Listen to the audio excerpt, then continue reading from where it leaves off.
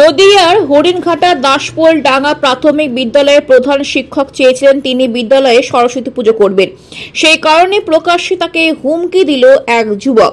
যুবকের নাম আলমউদ্দিন মণ্ডল, ওই এলাকার বাসিন্দা। প্রধান শিক্ষক কাশিরাম বর্মন জানান তাকে হুমকি দেওয়া হয়েছে এবং বলা হয়েছে 24 ঘন্টার মধ্যে তাকে বদলি হয়ে যেতে। গালিগালাজ করলো, কি বলবেন? ভীত আছি আমি, স্কুলে তো এখন আসতেই ভয় লাগবে আমার। আতঙ্ক কাজ করছে অবশ্যই।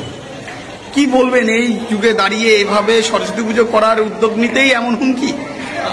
স্কুলে সরস্বতী পুজো হবে, এতে কোনো মিটিং এরও দরকার পড়ে না।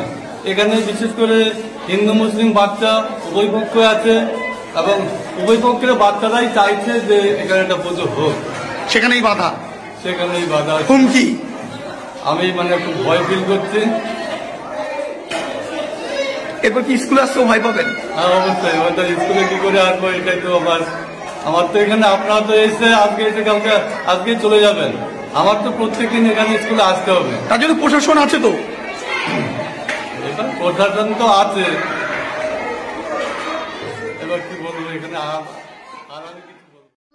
হিন্দুদের কোন অনুষ্ঠান হয় না, মুসলমানদের কোন। আপনি কি এখানে মোদী সরকার পেয়েছেন? গালি ভরে দেবো আপনাকে।